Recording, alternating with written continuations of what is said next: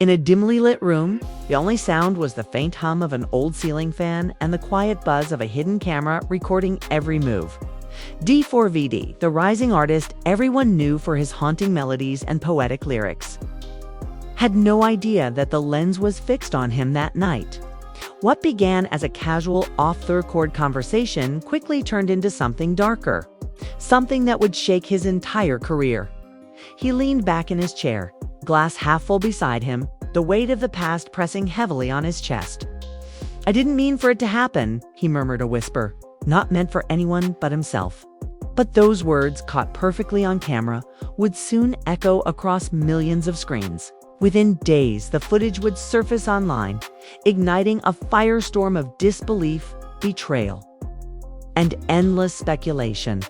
Was D4vd truly confessing to a murder?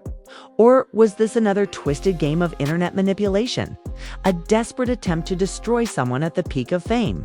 The line between truth and illusion blurred faster than anyone could grasp. Fans who once worshipped his music now questioned every lyric, every performance, every secret he might have hidden behind those melancholic eyes.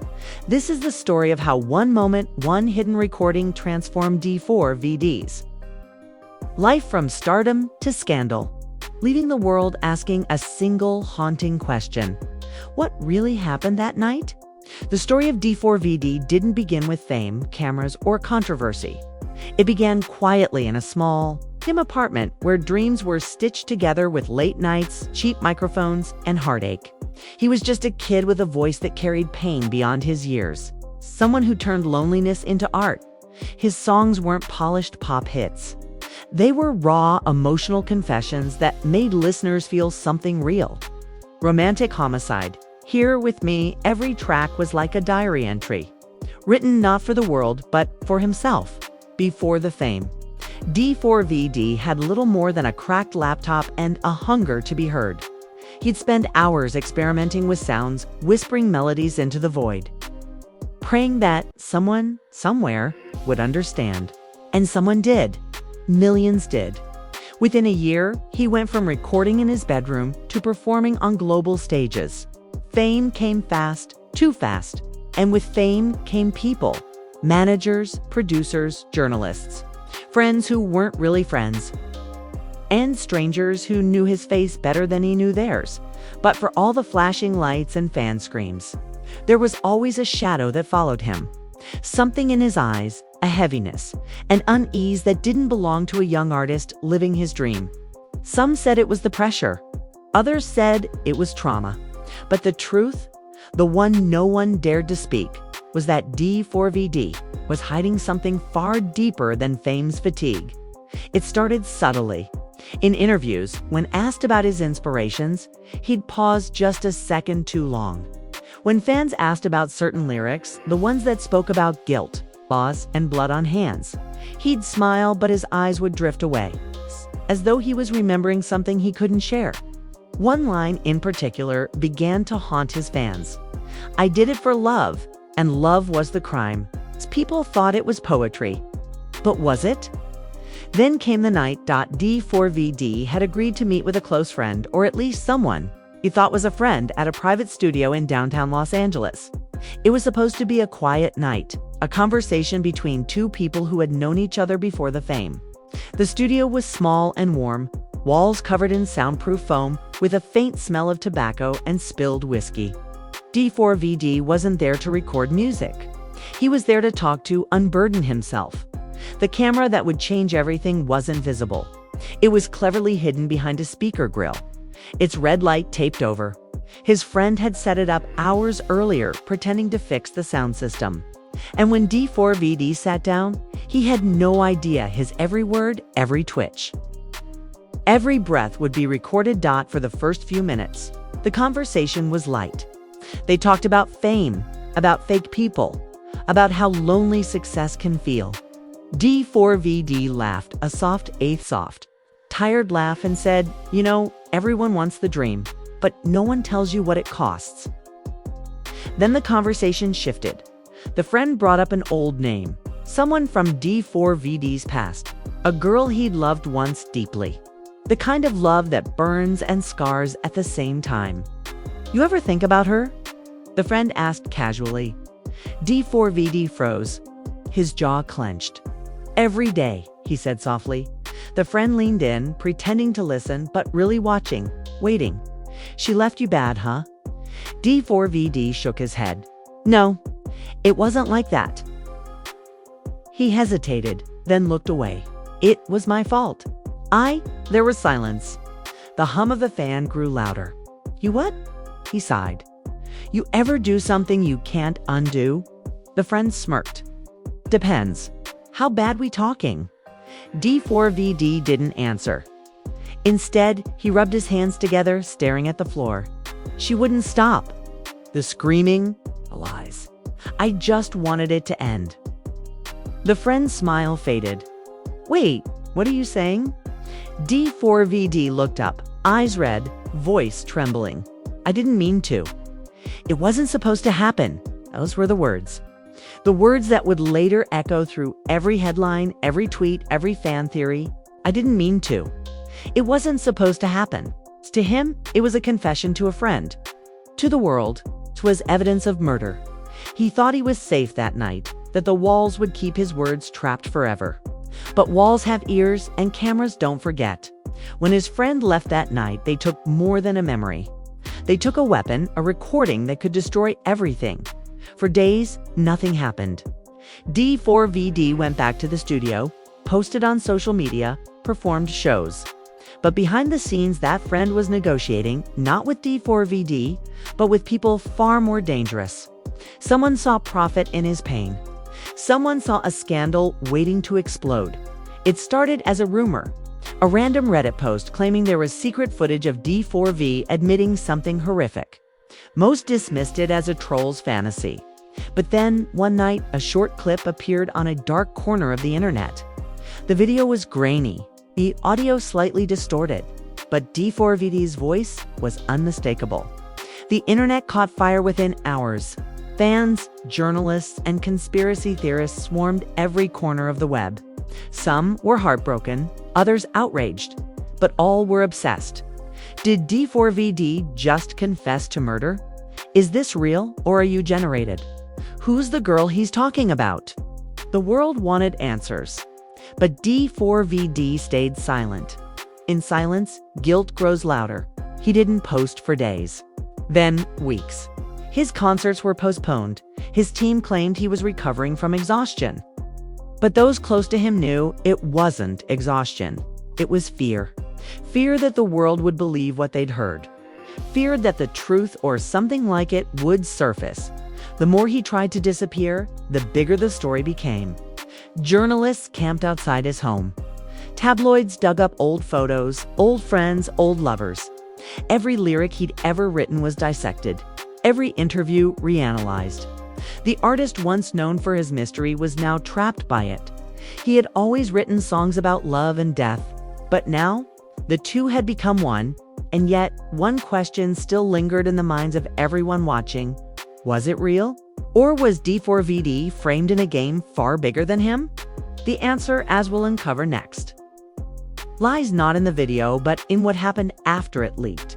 The morning the video went viral, internet turned into a digital courtroom. Twitter feeds exploded. Reddit threads multiplied.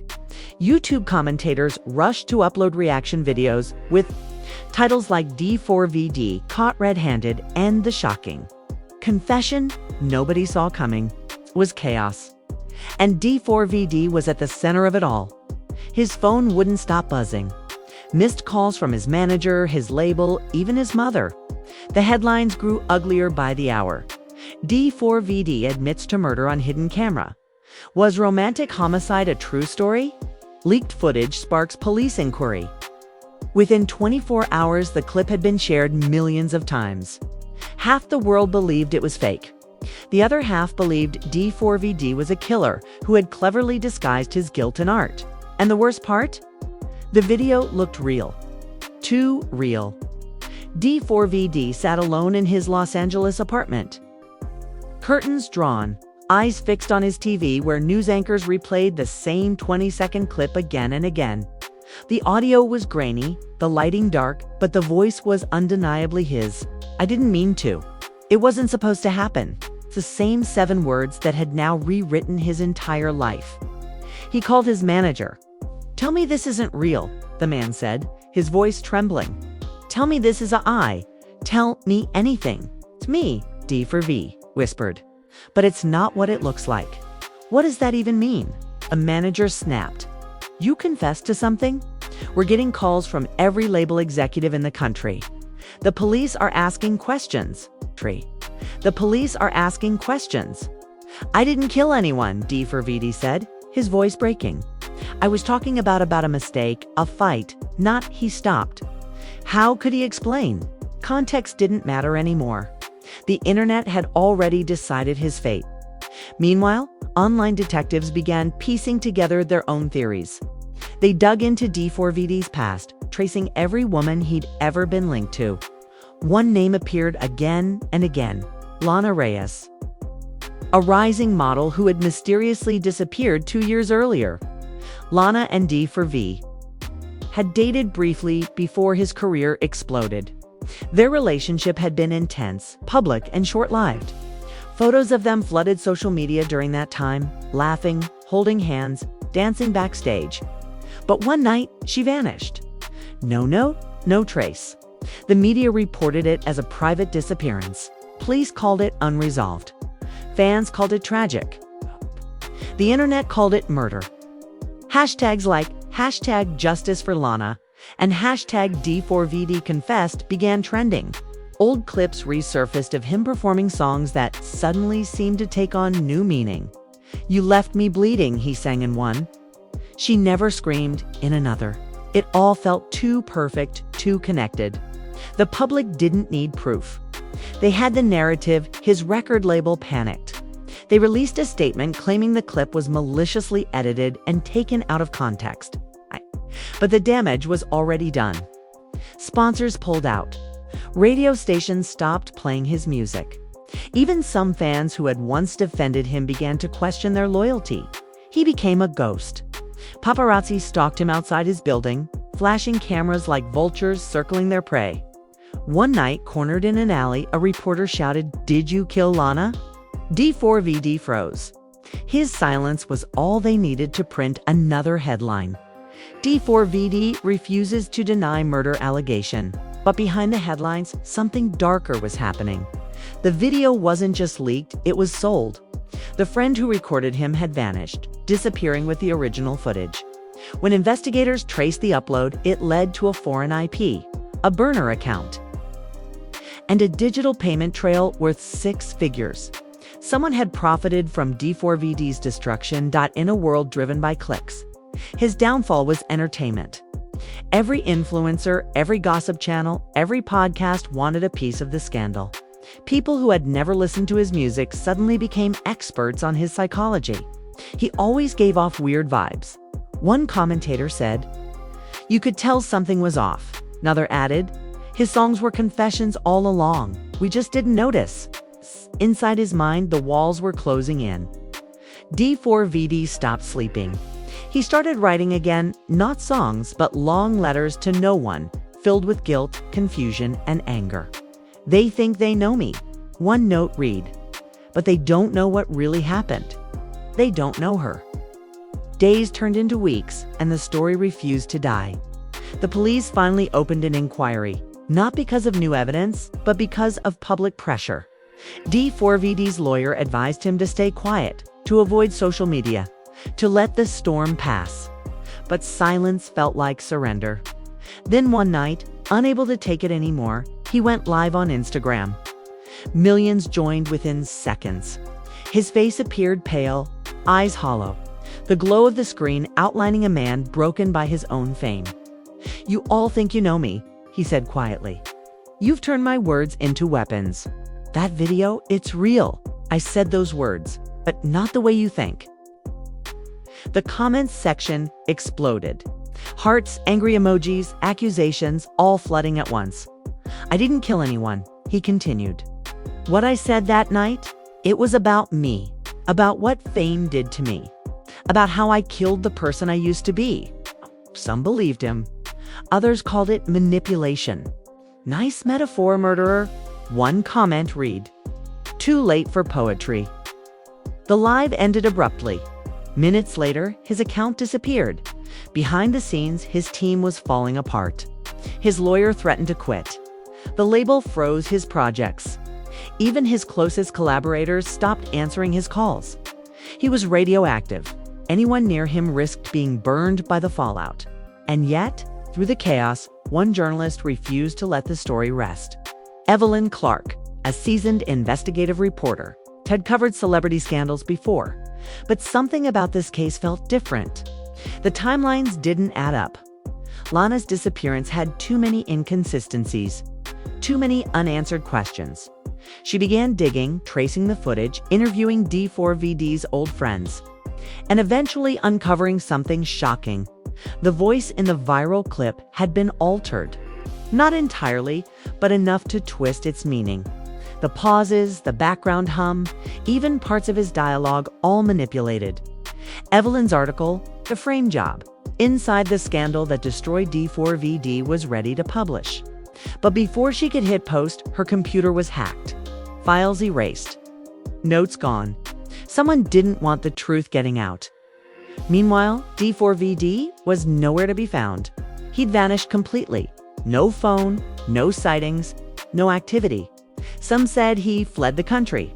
Others whispered he'd ended it all. The internet, as always, kept speculating, feeding on the mystery like vultures on carrion. But Evelyn didn't stop. If the footage was fake, there had to be proof, a trace, an original, something uncorrupted.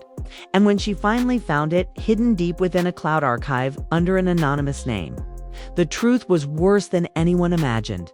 The footage was real, but not the way the world thought. In the next part, the final chapter of this story unfolds where Evelyn discovers the horrifying truth about that night, the real meaning behind D4vd's words, and the dark secret that connects art, guilt, and manipulation in a way no one could have predicted. For nearly a month, D4vd's name lingered in headlines like a ghost that refused to fade. Theories multiplied. Forums buzzed with speculation, every frame of the leaked video dissected like sacred scripture. But beneath the noise, Evelyn Clark worked in silence. She had lost her files, her article, and nearly her reputation, but not her determination. Something about this story didn't sit right. She began again, piecing together every fragment she could find. When she finally accessed a backup of her erased data, she discovered something strange in the metadata of one of the deleted video fragments, a digital watermark belonging to a private editing firm known for deepfake enhancements. The same firm had been hired months before by a powerful marketing agency, one that worked directly with D4vd's label. That was the moment Evelyn realized this wasn't about guilt. It was about control. The truth was bigger than one artist's confession. It was a war between art and industry, truth and manipulation. D4vd hadn't been framed by a stranger. He had been framed by his own success. Evelyn reached out to one of D4vd's former producers, a man who had quietly left the label after the scandal broke. Over coffee in a dark cafe, he revealed what really happened that night. He wasn't confessing to murder, the producer said. He was talking about killing his old self. The label wanted him to shift his sound, become darker, more marketable. He hated it. That night, he was venting, saying how he killed the real him for fame. Someone edited it to sound literal? Evelyn's blood ran cold. Who would do that? She asked. The producer hesitated. The people who profited from the fallout. His silence made them millions. Meanwhile, halfway across the city, D4vd was hiding in a motel near the edge of the desert. The curtains were closed, the lights off. He hadn't slept properly in days. The air smelled of dust, cheap soap, and loneliness. On the bedside table lay his guitar untouched, and a stack of handwritten notes, letters to Lana. He read them every night, whispering the words like prayers. "I should have protected you," one read. "They turned your story into a weapon." But who was Lana, really? As Evelyn dug deeper, she uncovered that Lana Reyes was not just D4vd's ex. was also a contracted model for the same label's promotional division. Her disappearance wasn't a crime. It was an escape. She had faked it under pressure after refusing to participate in a viral marketing stunt involving D4vd's music. The stunt was meant to blur the line between reality and art. But when the idea spun out of control, she fled. The label buried her tracks to protect their reputation. 2 years later, when the scandal hit, someone decided to resurrect the ghost of Lana Reyes. Her name, her story. Her image, all used to sell the lie. Evelyn finally tracked Lana down through a series of encrypted emails tied to her old modeling agency. She was alive, living quietly under a new identity in Spain. When Evelyn contacted her, Lana hesitated but agreed to meet. What she revealed changed everything. "They wanted us to stage it," Lana said, her voice trembling. "The breakup, the vanishing, everything. It was supposed to make him mysterious, like his songs came true. But when I refused, things got ugly. They threatened me, so I left. But when that video leaked, I knew they'd come for him next." Evelyn's recorder captured every word. Proof. Finally. Captured every word. Proof. Finally. With Lana's testimony and the unedited video footage, Evelyn crafted the story of her career, the manufactured murder, how a label destroyed its star.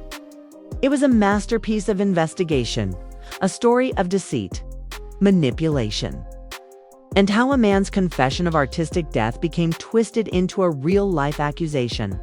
She sent the draft to her editor.